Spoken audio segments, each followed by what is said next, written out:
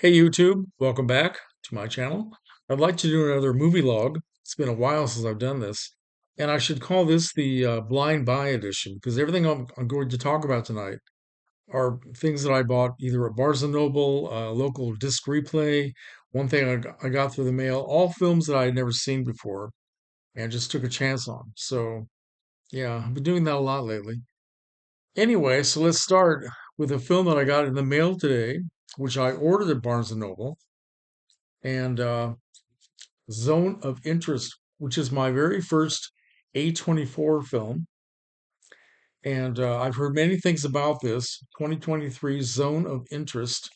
I've read a couple of reviews and heard other people talking about it. So I know what the general theme is, and I think it's going to be a heavy experience, but very curious about it. So very happy to have it.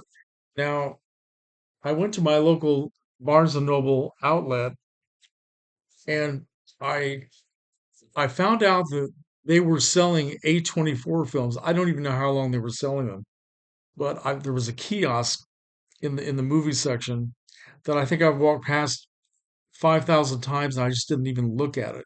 So I don't even know how long they've been selling this stuff. But I found out about this through another YouTuber, a guy who lives here in my town, a guy named Derek, who has a channel called Pure Hangout. So let me give a shout out to Derek. Great channel, great YouTuber, and he does a lot of videos going to our local Barnes and Noble. So I kind of watch and see what he's shopping for and seeing what's new, right? So he was talking about A24 films, and he was showing this kiosk, and I thought, man, I didn't even never even looked at that. So I felt so stupid.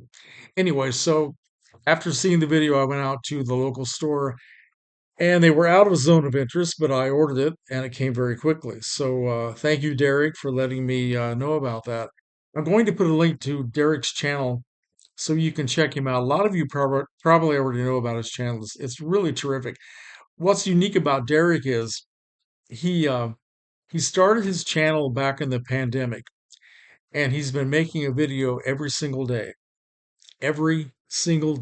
for years.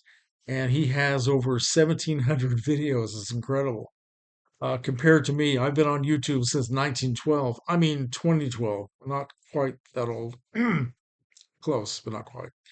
And I don't even have nowhere near that many. So I really admire his enthusiasm, his energy, and he's got a great movie room that he's just been setting up. And he makes a lot of different videos about uh, outings with his family and just all sorts of really cool things. So Derek's a great guy, and I will put a link below and check out his channel if you haven't.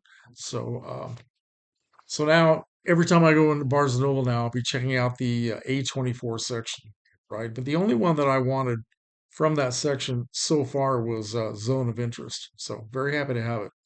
Another thing I picked up at Barnes and Noble recently, and I know this may be a little surprising to a lot of people.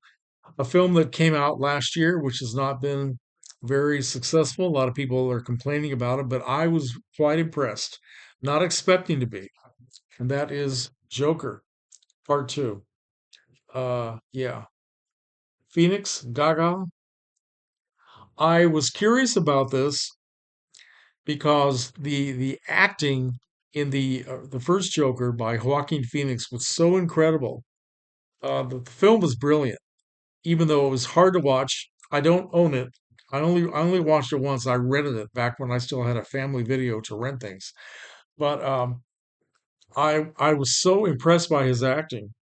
I'm not sure I ever want to see that movie again. But when this came out, I was curious not only about Joaquin Phoenix but also about Lady Gaga because after seeing her in her first two films, I think she's a phenomenal actress. I don't really care about her pop image at all.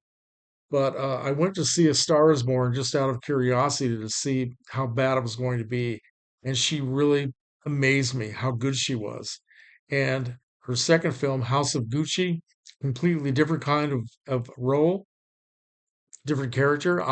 She's phenomenal. And I wanted to see what they would do in this. and I wasn't expecting to enjoy it. I thought it was going to be a violent bloodbath, which it was not, and I was very impressed. I'm sorry that they didn't get Oscar nominations. It doesn't really matter because it doesn't take away from the brilliance of their work here. But I thought it was extremely well done, and I will watch this again. As opposed to the first Joker, I don't think I ever want to see that again. It was so heavy and so dark. This is dark as well, but I just something about it I was very moved by and very intrigued. I thought it was a great idea. I know a lot of people complained because they didn't continue the same character of the Joker from the first film. True, very true. But yeah, I like this. So a blind buy that actually worked out. They don't always. Here's another one that worked out. I picked this up, Barnes& and Noble, Fallen Leaves, by a director called Aki. Oh boy, I need my glasses. Sorry, folks. Aki something.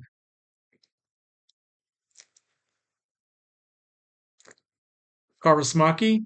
Anyway, I think that's it. Danish film, I believe. Didn't know anything about this.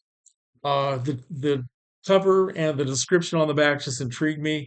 Didn't know anything about these actors. An amazing film. This is one time when the subtitles did not bother me at all. I just really enjoyed this, and I've been hearing people talk about this director and his other films, so I will check those out as well. Okay, Fallen Leaves, great film. I picked up a couple of things used at my local disc replay, and one of them is a Gene Arthur film called The Devil and Miss Jones. And Gene Arthur never disappoints. Charles Coburn is her co-star. Very good movie, um, which I was very happy to get. Gene Arthur is incredible. Okay, and at the same visit to disc replay, I picked this up, a Frank Capra film from 1960, 1960 something. I can't. Anyway, early, no, 1959. Sorry, folks. Um, A Hole in the Head, Frank Sinatra, Edward G. Robinson, Eleanor Parker, Thelma Ritter. Interesting movie, but I didn't like it very much. It was a very long movie. I think it was Frank Capra at his worst, actually. Um, I'm glad I saw it, but with all these great stars, I thought it would be a better film. This is one that I don't think I'll keep. I don't think I want to watch this again. The high point of this film was a song sung by Frank Sinatra and little Eddie Hodges, who made his film debut in this, called High Hopes, which a lot of you probably remember. Very, very kind of a kid's song, very upbeat, very happy song. And that was it. The rest of it was just a lot of angry people who were just constantly bickering and bitching. And it got very tiring. Even Thelma Ritter, who was always incredible, could not save this film for me. So big disappointment.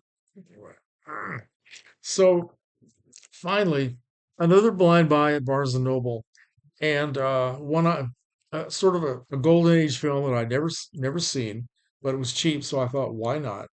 This is the Glenn Miller story from 1957, I think. James Stewart, June Allison, doing the story of big band leader Glenn Miller and playing all of his music. And I wasn't sure that I like these old bio films from the old days of Hollywood, but they always kind of follow the same pattern, and they're not always as impressive as they were when I was a kid, and I would watch these. But as soon as this movie started and the Glenn Miller Orchestra was playing one of the major hits from that group, that band, Moonlight Serenade, I was in heaven. I was entranced. I loved big band music from the time I was a kid. Most kids don't like their parents' music, but I love big band music from the 1940s. Uh, from the time I was growing up, I just I and love it still.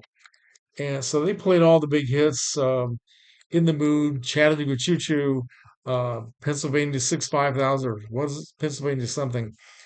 Yeah, sorry, I'm forgetting things already, but no, I love this from start to finish. James Stewart is always likable as James Stewart, but he always gives you a good character, and he really embodied the role of Glenn Miller. And June Allison, of course, is kind of too sweet sometimes, but in this film, Directed by Anthony Mann, by the way, which is kind of surprising. Anthony Mann directing this, but she was sort of restrained and gave a very good performance that did not go overboard with the crying and everything, even though it has a tragic ending because the guy, Glenn Miller, was killed. And the music in this is incredible. They brought back some of the people he used to work with, like the Modernaires. Francis Langford was in it. Gene Krupa was in it. Louis Armstrong. It was just really wonderful. Just an enjoyable experience. And I think this is probably so far. This is the high point of my 2025. I'm just yeah. I think I started smiling when this film started, and I kept smiling all the way through it and loving the music. So that's my little update. Um, just thought I would check back in and say hello to everyone. And still alive in 25. That's my motto. We'll see what happens next. So check out Derek's channel, Pure Hangout, and comments are welcome.